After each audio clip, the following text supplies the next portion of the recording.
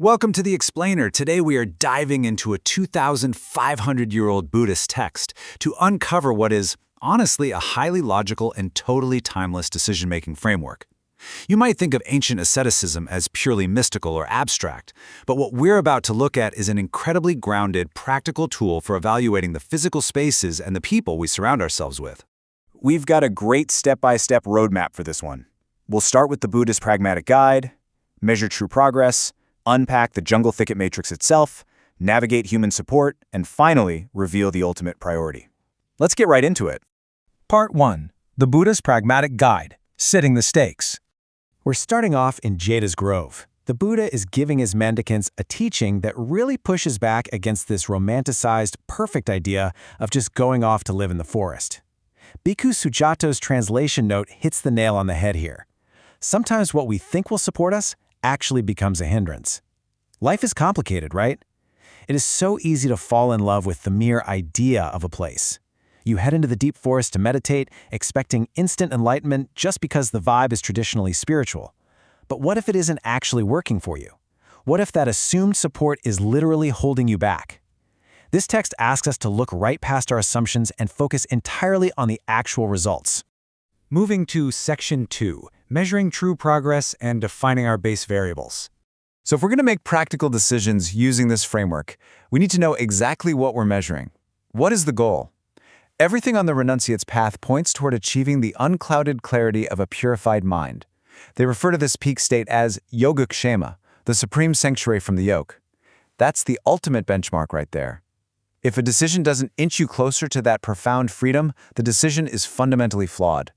But how do you measure progress toward that ultimate goal on a daily basis? Well, the text breaks reality down into two very distinct categories. And here are those baseline variables. Basically, we are constantly weighing our internal spiritual progress against our external material comforts. On the spiritual side, we're asking the really tough internal questions. Is mindfulness established? Is the mind genuinely immersed in samadhi, deep concentration? Are our mental defilements actually fading away? And then on the flip side, we have external, physical reality.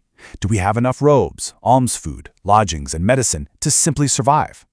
The sheer genius of this sutta is how it forces these two completely different variables to go head to head. Which brings us to Section 3, the Jungle Thicket Matrix, the ancient algorithm in action. Okay, this is where it gets really interesting. The Buddha takes those two variables and builds a strict four-part matrix, applying it directly to a physical environment, the jungle thicket. Take a look at this matrix. It completely visualizes the cold, hard logic of these teachings. It plots the variables against each other and spits out a crystal-clear directive for every single scenario. It is literally a 2,500-year-old flowchart for optimizing human potential. It strips out all the emotion, the guilt, the second-guessing. Let's actually walk through what's prescribed for each of these four quadrants. First up, let's say you're in a thicket. Your spiritual progress is totally stalled, and on top of that, you're starving. The verdict here is incredibly urgent, like don't even pack your bags, just go. The text literally says to leave that very time of night or day. It is a total, catastrophic failure of both variables. Your mindfulness is nowhere to be found, and you can barely scrounge up food or medicine. There's absolutely zero to be gained by staying, so the instruction is a swift, unequivocal abandonment of that environment.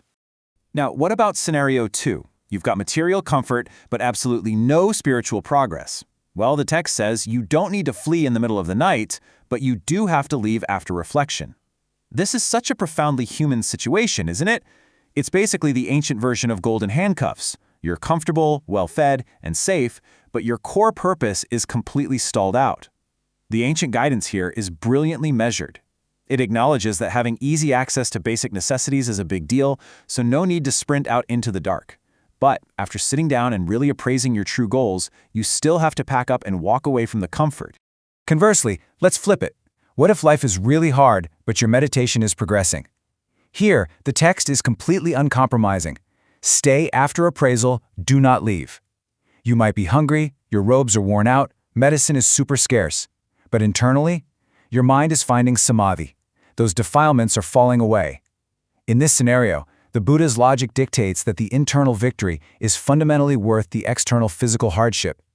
You appraise the situation, realize the massive value of what's happening inside your mind, and you absolutely stay put. And then we have the final physical scenario, the absolute jackpot. If your mind is immersed in samadhi and necessities are easy to come by, you stay in that thicket forever. It's the perfect harmony of internal growth and external support. When both of those variables are firing at maximum capacity, congratulations, your search for an environment is over. All right, Section 4, Navigating Human Support, People and Places. So here, the sutta shifts gears. It moves from isolated forest to being supported by human settlements and individual people. And it puts the exact same four-part matrix to the test. It scales beautifully, really.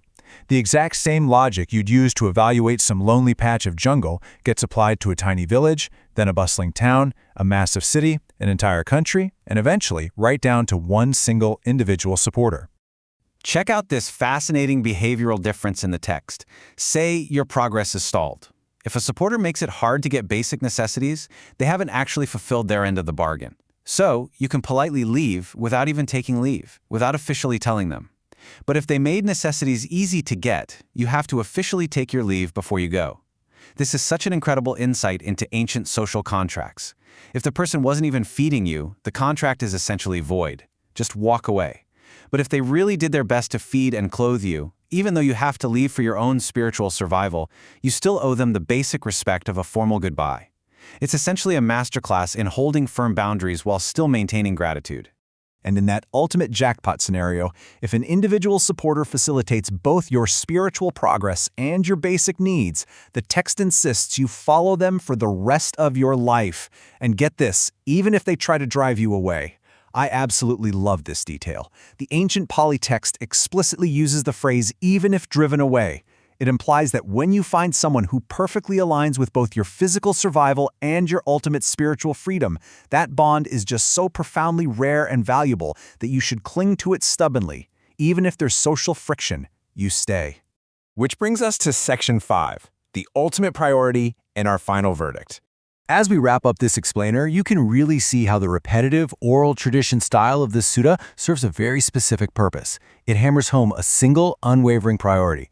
We are looking at a 2,500-year-old pragmatic guide that strips away all the mystical fluff of asceticism. It replaces it with an incredibly logical system of values alignment. It doesn't tell you to suffer just for the sake of suffering, and it certainly doesn't tell you to chase comfort. It gives you a cold, calculated formula to evaluate exactly what is serving your ultimate life goal and exactly what is holding you back. So I want to leave you with this thought. When you look at your own support systems and environments today, which side of the matrix are you actually prioritizing? Whether it's your job, your city, or your daily relationships, are you staying in your current jungle thicket just because the material comfort is easy to come by? Are you there because it's genuinely facilitating your true internal progress? It's a pretty heavy question, but as this ancient text proves, it's a question we've been trying to answer for a very, very long time. Keep reflecting on your own matrix, and I'll catch you in the next explainer.